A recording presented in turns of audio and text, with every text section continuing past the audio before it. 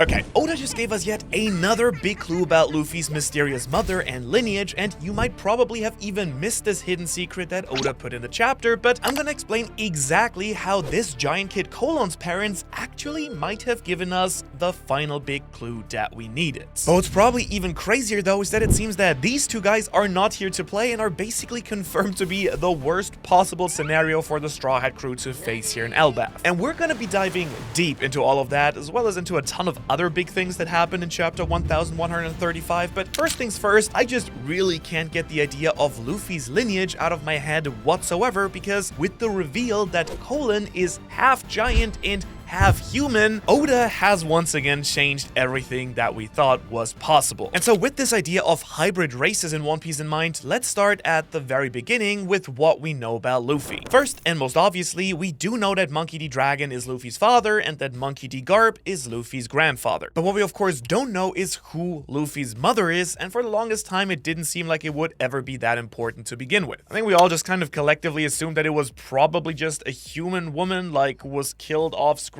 sometime in the past, much like most of the other Straw Hats' parents. But you probably also realize that in recent years, the identity of Luffy's mother has become more and more relevant and also more and more interesting as new theories come out. Because you see, Oda confirmed that Luffy's mother is very much around in the story, and also most everyone assumed that Luffy is just a full human with two human parents, but the introduction of Colon and the reveal of his hybrid lineage here gives us a pretty big hint, I think, that Luffy may not be full human after all. And that's because there are more similarities to Luffy and Colon than you might even realize. I mean, not only does their first meeting clearly show off that they have incredibly similar personalities with a punch first, ask questions later way of thinking, but also Colon's very first introduction to the story made me realize that not only does he have a very unfortunate name, but also his introduction was so shockingly similar to Luffy's, of course. I mean, just look back at chapter 1076, where just like Luffy in chapter 1, Colon is upset that Shanks won't take him out to sea with him. Like, this is literally the exact same thing that happened with Luffy, which to me makes it very clear that Oda is trying to draw a parallel here between Colon and Luffy, that they will share a lot of similarities. And so with this really surprising out of the blue reveal that Colon is actually not a giant but a half giant, half human, we then have to ask, well, is Luffy half human, half something else? Because interestingly enough, 11 chapters after Colon's reveal, we got yet another piece to the Luffy lineage puzzle as well. Because right here, for the first time ever, Garp actually confirmed that Dragon is in fact his son. Which, you know, may not seem like much if you haven't followed any theories, but for many years, people have theorized that Dragon was not actually Garp's son, and instead Luffy's mother was actually Garp's child, and you know, Dragon just married into the monkey family. And this of course would have then automatically made Luffy 100% human, but since we now do know that Dragon is in fact Garp's child, then that opens the possibility for Luffy's mother to just be anyone, even a completely different race. And yes, I do know that I'm getting away a little bit from the chapter here, but again, I feel like the reveal of this hybrid race thing is such a big deal and feels like the first big clue here to figure out something really big that Oda has been setting up, if you know anything about how he writes his story. So if you're cool with it, before we get into the actual meat and potatoes of the chapter, I do want to keep pulling back the pieces here a little bit, because now that we've established that it is even possible that Luffy's mom is a different race, then of course we have to ask about what that race would even be. Like, why even speculate that Luffy isn't completely human? And of course, right off the bat, I think we can just straight up eliminate most of the non-human races of the world. I mean, he's clearly not giant-sized like Colon, so a giant mother kind of seems out of question here. He doesn't have any fish markings like a half fishman or animal parts like a mink, and he's also not tiny like one of the Tontada, like one of the dwarfs here. And unless we count him in his devil fruit stretchy form, on top of that, he doesn't really have the attributes of the long leg, long arms, or long neck tribes. That's the three, I think. So what races exactly would that even leave us with? And most importantly, how is Luffy's lineage even the key to finding the One Piece, which I think is actually the case, and I will explain as well in just a moment. But with all of the other races eliminated so far, I think there is a pretty decent possibility that Luffy's mother was actually a buccaneer. Now, in case you forgot, Kuma is the only known buccaneer in during the entire story, and he's also a type of hybrid because his mom is a regular human, but from his backstory we learned that Buccaneers are a race with supremely strong and durable bodies who do worship the sun god Nika. And so I think already we see some strong ties here with Luffy being naturally incredibly strong, and then obviously also the direct connection with the sun god Nika. However, there's actually one more thing that we probably do know about Luffy's mother, and that's the fact that she's most likely dead. I do know that Oda said that we have seen her before in the story, but he doesn't specify whether that's, in the past or in the present. And I would argue that speculating that Luffy's mother isn't alive anymore might sound obvious and not really a clue about anything, but we do have to keep in mind that there is some reason that Dragon hates the Celestial Dragons and left the Marines. In fact, he hates the government so much that he wants to bring them down altogether. And of course, I'm not the first person to speculate this, but there's of course no more justifiable reason for wanting to end the world nobles than if they hunted down and had killed Luffy's mother, just like they did to Kuma's dad. Which again would make a lot of sense why that might have happened if Luffy's mother was a buccaneer, because we do know that the world government literally hunts down every single buccaneer they find in order to just wipe out that race completely, because it does seem to have some sort of threat to the government. But the final reason that Luffy's mother could be a buccaneer is that we're told that the buccaneers have some type of special power that allowed Kuma to still live on even though his body was effectively dead at this point. And this of course is One Piece, so it's most likely related to willpower, which again would tie perfectly with Luffy's unbreakable spirit and will and his special abilities that most people don't have when it comes to haki, like sensing other people's emotions, or the voice of all things. So if Luffy is a hybrid race, then there is a solid chance that his mother, I think, would have been a buccaneer. But from the thumbnail, you probably also realized that I think that that's not the only possibility, because there have been some surprisingly strong hints in the story, I think, that Luffy could have some type of Lunarian lineage as well. And of course, the Lunarians, once again, are yet another race that we've only been introduced to in the last few arcs, but just take a look at the type of evidence we have for this. First off, just how it happened with the Buccaneers, the world government also is hunting down all Lunarians, so that would explain Dragon's hatred of the Celestial Dragons as well. On top of just that though, the only Lunarian that we know, Kaido's right-hand man Albert, who is also known as King, has this tattoo on the left side of his face, which you may probably have never really directly connected that to Dragon, but Dragon's tattoo is basically his defining main feature, so I'm kind of wondering if Dragon had a Lunarian wife and thus got his tattoo as kind of, part of their marriage, or, marrying into the Lunarian family, something like that. And so to me, all of this could point towards Luffy being part Lunarian, but there is another key aspect here of Lunarians that Luffy seems to share as well, because we do know from Zoro's fight with Albert that the Lunarian race have complete control over fire, and they can become completely invincible when this special flame is burning on their back. And while just to clear the room here, Luffy obviously doesn't yet have this magic flame on his back, he has demonstrated surprising abilities when it comes to using fire way before he ever awakened his devil fruit. Of course, there are his Red Hawk and Red Rock attacks, which he could use long before he ever awakened Gear 5, so those fire powers could potentially stem from his own Lunarian DNA. But what's maybe even more surprising is that Luffy has shown us over and over again that he can resist fire as well altogether. I mean, just look at this panel right here. During the initial attack on the rooftop in Wano, Big Mom hits Luffy with lightning, and of course, because of his rubber body, it doesn't affect Luffy whatsoever. But then Kaido hits him full on with a fiery blast breath, and it also does absolutely nothing to Luffy. And the reason that he gives here is kind of funny because Luffy just calls it guts, but I'm now kind of wondering if that is also some Lunarian DNA giving him heavy fire resistance here. But maybe the biggest clue that Luffy's mom is a Lunarian is going to be something that I bet that you've probably never really heard or thought about. Because if you know your Latin, which come on, who doesn't, right?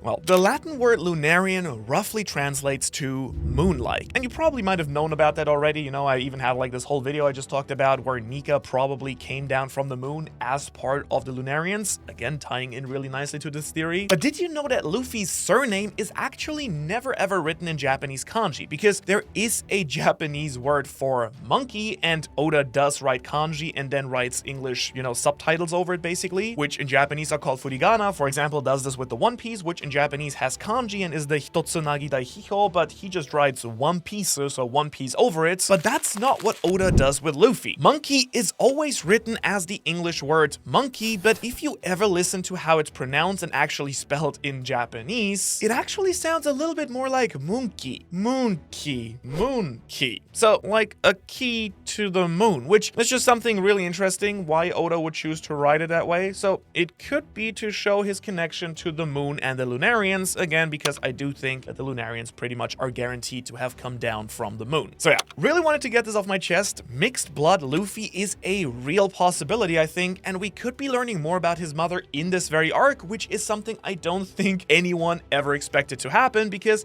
the true nature of Luffy's lineage may even be the final key piece that the former Pirate King Goldie Roger was missing to use the One Piece to begin with. Because to me, it's always been entirely possible that only a hybrid person or a person of the right lineage can use the One Piece at all. For example, the flame of the Lunarians could be the Mother Flame or the Eternal Flame, which would also be very fitting since Joy Boy was also friends with so many different races all around the One Piece world. And I know it's crazy that we started this entire chapter review barely talking about that chapter yet, but I was just so excited to get that off my chest, so here we go. Let's actually now play a little bit, who's the dad? Who is Colin's father, of course, because as we learned in this very chapter, some Giga Chad human guy rizzed up Ripley here and made a baby with her, which, don't even ask me how that's supposed to work with the size difference and everything, but size doesn't matter, I guess, and somehow they did it, which is all that matters. And I'm not sure why it was so surprising to me that we got a human giant hybrid.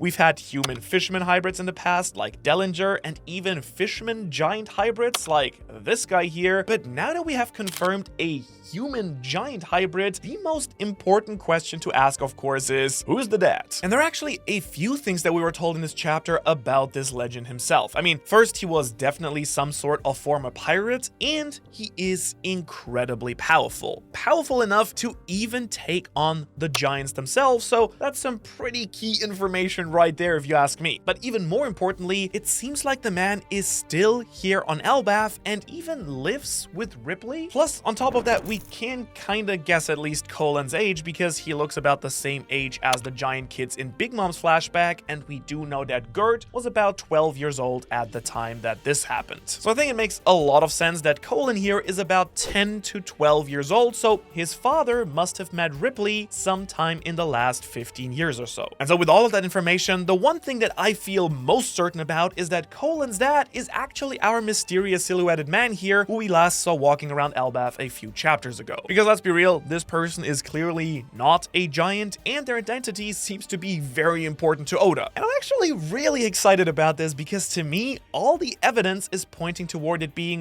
one particular individual. But let's lay out the facts a little bit here. Colin's father is someone who is a former pirate. They are absurdly strong, and they haven't been doing much else for the last, 15 years or so. And maybe the most important fact is that they managed to pull a hot babe, but for some reason don't want to officially marry them. Does that remind you of any other pirates that we know? How about Roger, who shacked up with Rouge and then left her before he was executed? Oh yeah, and then we have Roger's right-hand man, Rayleigh, who managed to make Shaki fall in love with him, even though he's a chronic gambler and a drunk. Then, of course, we have our red-haired boy himself, Shanks, who seemingly has a baby with Makino. So, really, man, all these former Roger pirates seem to find themselves a partner, so wouldn't it just make perfect sense, you know what's coming, for my boy Scarper Gaban to be the one who won Ripley's heart here? And man, let me just tell you, I'm feeling really hopeful right now because I wanted Gaban to show up for literal years now, and this honestly seems like the clearest evidence that we've ever had that Scarper will finally show up very soon. I don't honestly can't wait. However, I can't call myself a true theorist, of course, if I just go with the answer that I want to happen the most, even though I do. So I'm gonna throw out some other options here, with one that might genuinely surprise you and be fairly likely. First though, I don't think there's any chance that Colin's dad is Shanks, and maybe not sure if some people speculated that, but it might seem like that. I could see people thinking that, since Shanks already has so many ties to Elbaf, and we already saw Shanks and Colin interact in the bar, but I just don't think that the timing works out really well, because roughly 15 years ago, Shanks was still kicking it in the East Blue and hadn't become a big name pirate yet himself at all, so I just can't really see him also coming to Elbaf around that very same time, but I guess it's not impossible. But let's say it somehow isn't Scopper Gaban and it definitely isn't Shanks, then who else could it be? Well, again, let's look at some former powerful pirates, but also someone who has experience with, shall we say, larger women? Because let me take you back about 7 or 8 years ago when there was a ton of speculation about the father of Big Mom's strongest sons, Katakuri, Oven, and Daifuku. If you were around at this time, even on YouTube maybe, for the longest time many people thought that their father was actually Kaido, but that theory has pretty much completely gone away at this point, especially after everything that happened in Wano. However, we do know that Katakuri was born on the Grand Line, so it is likely that the father was one of the Rocks pirates. It could have been Rocks himself, of course, or maybe more interestingly, it could have been one of the other mystery members that we still don't know much about, like Ochoku or Silveraxe, or one of the other unnamed men of the Rocks crew. Which means that this guy would certainly fit all the criteria that we've laid out so far as being super strong, a former pirate, and they would even already have had experience with large women because, you know, Big Mom is not exactly a small woman herself, size-wise. So Colin's dad could be a former Rocks member as well, for all that we know. Whoever our dude is here though, I do bet that we'll be meeting them sooner rather than later, as I think that they'll be playing a major role in this arc as well going forward with all the foreshadowing Oda has done at this point. Just like how you can play a major role in the future of this channel by supporting us on Patreon using the link in the description below, and by you choosing to support us this way, it truly allows us to explore more creative and exciting projects with art and stuff than we've ever done before, including a brand new podcast series, Drink Sake, plus you can get access to a ton of bonus artwork and other awesome bonus content and perks on the Patreon as well. So big shout out to the Patreon crew. But now let's shift to another mystery child because, wow, fake Shanks and his partner here are not messing around. And this chapter seems to hint that they are both genuinely celestial dragons. I mean, just listen to the way that fake Shanks' partner talks to the giant guards here. Really, it's just the same kind of nasty, condescending tone that the celestial dragons take with pretty much everyone else who isn't also a celestial dragon, which, you know, probably just instantly puts them on the bad side and probably confirms that they are in fact holy knights. And since fake Shanks' partner then literally attacks this poor helpless giant guard here, it seems more and more likely that they won't be allies in even the slightest way. But I do just want to add that there are times that Oda presents characters in a really bad light only for them to then turn out to be good in the end, and I could still see that being the case for these two right here. They could not be totally awful people and are just kind of forced to follow Imo's orders and don't know how to talk any differently, kind of like what I think is true for some of the Gorosei potentially still, but I'll totally admit that this possibility is getting way less likely the more that we see these two doing here. With that little caveat set aside though, we officially now know what they're actually doing here. They want Loki now. But there's also some other greater mystery surrounding all of this, and I have just so many questions, but let's just start with the question about Loki, because from the way that they phrase it, it kind of sounds like they don't actually know Loki themselves personally. Rather, from the wording, I'd kind of guess that they were more ordered to find Loki, but don't really know who he is or where exactly to find him, so that actually rules out them having prior interactions with Loki, which in my opinion means that the theories about Loki working together with fake Shanks to kill the former King Harold are probably not true. However, then we have to ask ourselves, why are they looking for Loki to begin with then? Like, were they ordered by Imu or one of the Gorosei, which I guess is the most likely scenario, and in that case, there are two things that I could see them doing here. First is obviously just setting Loki free to cause absolute havoc in Elbaf, which would obviously turn up the heat a ton and put an end to the party like this. However, they might also just want to straight up kill Loki themselves because they see him as a real threat. Because you have to remember that Loki has some sort of legendary devil fruit, and even though we haven't seen him use it at all so far, just based on reputation alone, it also has to be an extremely powerful fruit that I'm pretty sure the world government would either want to get their hands on themselves or just make sure that it can't be used against them. And so to me, that's kind of where I do see these two things going next, but I'm still really curious about how they knew to come right here in the first place. Because we do know that the world government knows something about Loki since he has a special bounty, but why did they choose to come right now? Is it because they know that the Straw Hats are here and they don't want to have one sun god meet the other sun god? Or were they possibly listening in on Loki's conversation from the last chapter with a black Dendenmushi? I mean, who knows? Maybe the person that Loki was talking to is actually someone from the world government. Oda once again really busy setting up a bunch of stuff that we just don't know and I really want to know. But maybe the wildest thing that Fake Shanks' partner did in this chapter was show off some new mysterious power. Like, seriously, what is this power? It kind of looks like some super, fast punches that are so quick that you can't even see them. But honestly, the reaction of the giant has me really confused here as well, because before even yelling out in pain, this giant, named Boli by the way, seems to think that something really weird is happening to him. He even says that it must be some type of joke, so is that really something you would say after getting punched a bunch of times? I'm personally not so sure. I wouldn't say that, but then who knows? It does seem weird though. And on top of that, Boli then goes down on his knees and just starts screaming in pain. But again, that doesn't seem like the right type of reaction that comes from getting punched. So I honestly wonder if this is more some kind of mental or psychological attack that Fake Shanks' partner is using here. Like, could it be that they're attacking Boli's mind somehow? That's kind of the impression I'm almost getting here. Like, let me know what you think. Like, maybe it's this, or maybe some kind of poison that attacks the giant's entire body. I mean, again, I have so many questions. Is this a secret Holy Knight technique? Is it technology? Is this a devil fruit? Like, we have absolutely no idea yet, but whatever this mysterious power is, it is clearly super powerful to just take down a giant warrior without barely even moving, and I cannot wait to find out more about it. Okay, but with that out of the way, before we now move on to an even larger topic, I also have to point out the handguard of Fake Shanks' sword here for a moment, because of course it does look exactly like the guard of Shanks' sword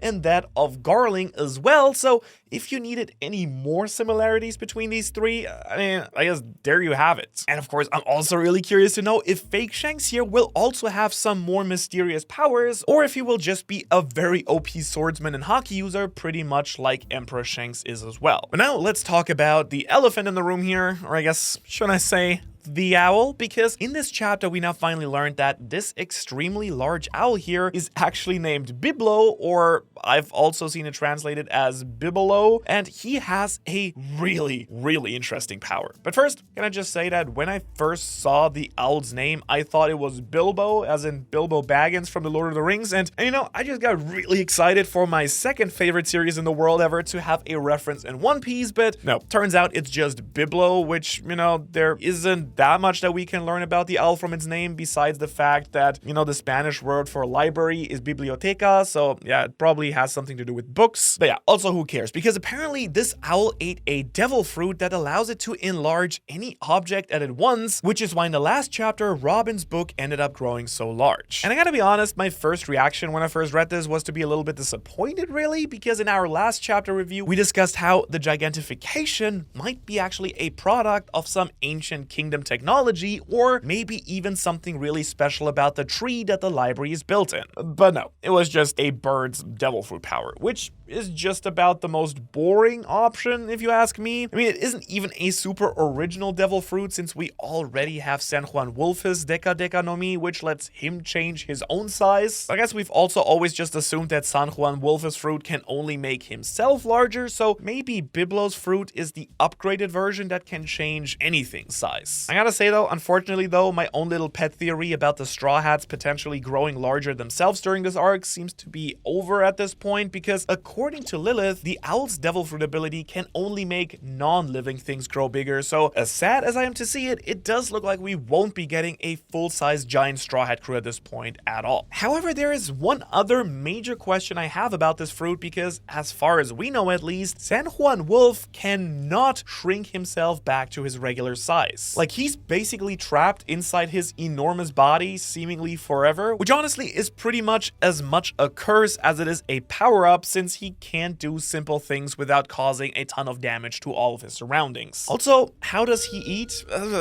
Okay, so does the same restriction then apply to Biblo's fruit? Because as we see in the chapter, it's pretty difficult for normal-sized people to read these giant volumes. So can they just shrink back down to regular size? I kind of feel like they would have to if anyone besides a giant is gonna have to effectively try and read them, and it is kind of hinted at that books from the outside can be shrunk down, but for now, we'll just have to wait and see, and I do wonder if this power will also be relevant for something other than books. And I will just add though here that it's pretty cool to see that the owl itself is also hundreds of years old, just like how the giants can live for literal centuries. And it makes me wonder once again if there is something special about Elbaf that makes everything grow so big and live for so long. Something weird in the water or some time dilation shenanigans. But what's probably an even more interesting question, honestly, now that I think about it, is that if the owl in the owl library has a cool devil fruit power, then how about the other animals with buildings named after them as well? I mean, we already have the Walrus Academy, so is there like an actual real walrus that also has a powerful devil fruit? I'd be kind of down for that, honestly. But next up, in good old Oda fashion, he saved one of the most shocking panels for last, because my god, I did not expect the giant elder Jarul to show up with a literal sword stabbed straight through his head. And at first I thought that maybe this was some sort of attack, like maybe another giant village attacking or fake Shanks and his partner coming to brawl, but no, it just pretty quickly became pretty clear that nothing was wrong with this. In fact, the old giant might have either just been playing a joke, or it could be a callback to Jarul's long-dead friend Jorul, who was smacked down by Big Mom in her flashback. I almost,